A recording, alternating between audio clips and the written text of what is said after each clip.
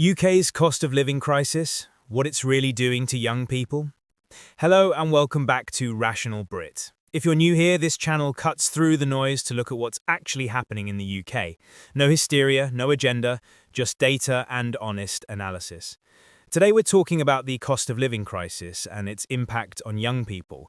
And I don't mean vague hand-wringing about struggling millennials and Gen Z. I mean the specific, measurable ways that the current economic situation is reshaping the lives of people under 35 in this country. Because while politicians talk about easing the burden and the media runs endless sob stories, what's actually happening is more complex and in some ways more severe than most people realize. So let's break it down. The numbers don't lie. First, let's establish the baseline. The cost of living crisis isn't theoretical for young people, it's their daily reality. Average rent for a one-bedroom flat in a UK city now consumes 40 to 50% of a typical young person's take-home pay. In London, it's often 60% or more. That's before we even get to food, transport, energy bills, or anything resembling a social life.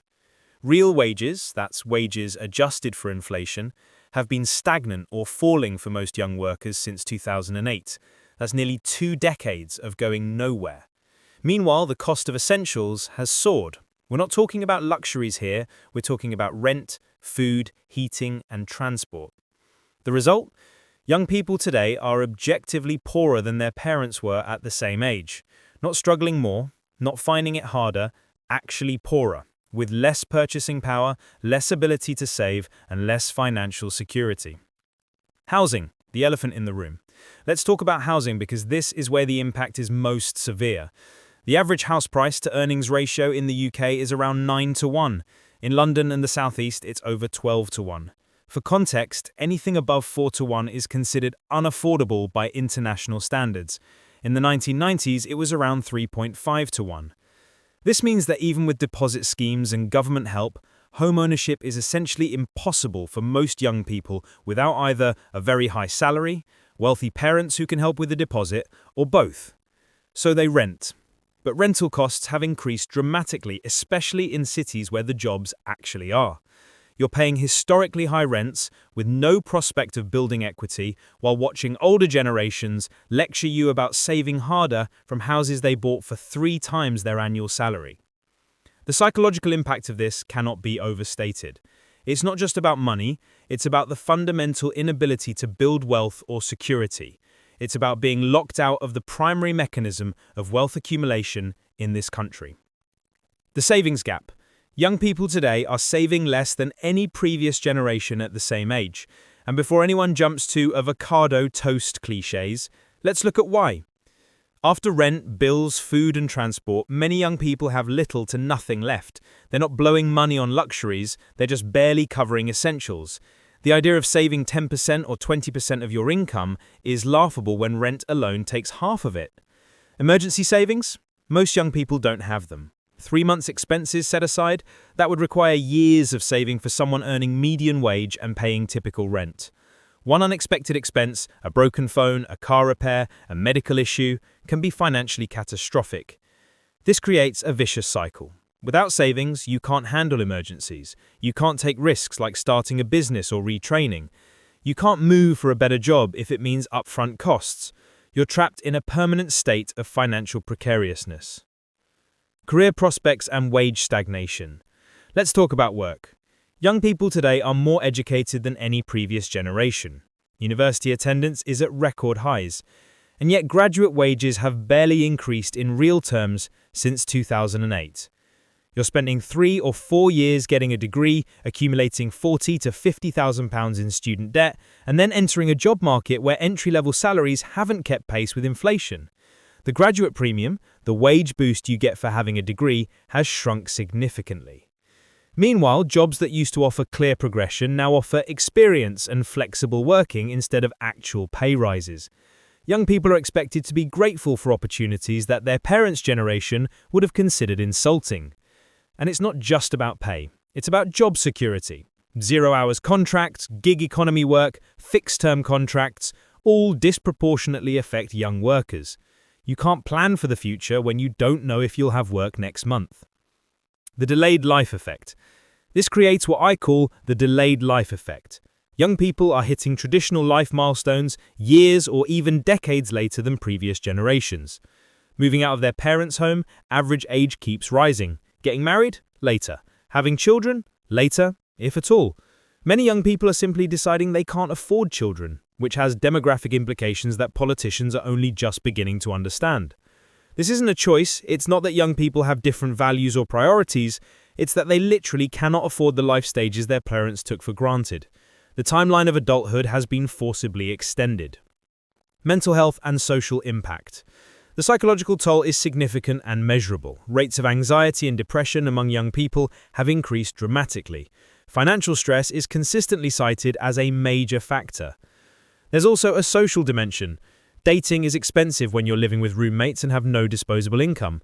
Maintaining friendships is harder when everyone's working multiple jobs or can't afford to meet up. The social fabric of young adult life is strained by constant financial pressure. And there's a deeper, more corrosive effect: hopelessness. When you do everything right, get educated, work hard, budget carefully, and still can't get ahead, it fundamentally changes your relationship with the system. You start to question whether the game is rigged, and increasingly, young people are concluding that it is. The generational divide. This creates a growing generational divide. Older generations who bought houses cheaply and benefited from final salary pensions and free university education often don't understand why young people are struggling. "We had it hard too," is the common refrain. But the data simply doesn't support this. Yes, previous generations faced their own challenges, but they faced them with significantly greater purchasing power, lower housing costs relative to income, and better prospects for wealth accumulation. The social contract that said, "work hard and you'll get ahead," has broken down for young people. And they know it. This isn't about entitlement or laziness, it's about rational recognition that the economic system isn't delivering for them the way it did for their parents. Political consequences. This has political consequences that we're only beginning to see. Young people are increasingly radical in their politics, both left and right, because the status quo clearly isn't working for them. They're more open to dramatic policy changes because they have less to lose. Universal basic income, wealth taxes, radical housing reform, rent controls, ideas that older generations consider extreme, are viewed as pragmatic solutions by young people who see no path forward under current arrangements. Politicians who ignore this do so at their peril. An entire generation feeling economically excluded creates political instability. We're already seeing this manifest in voting patterns, protest movements, and broader social attitudes. So what's the answer? The solutions aren't simple, but they're not mysterious either.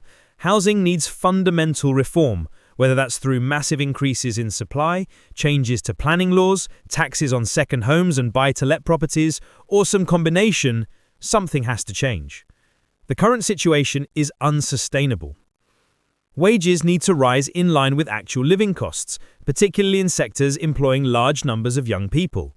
The minimum wage is insufficient when rent is this high. Student debt needs rethinking.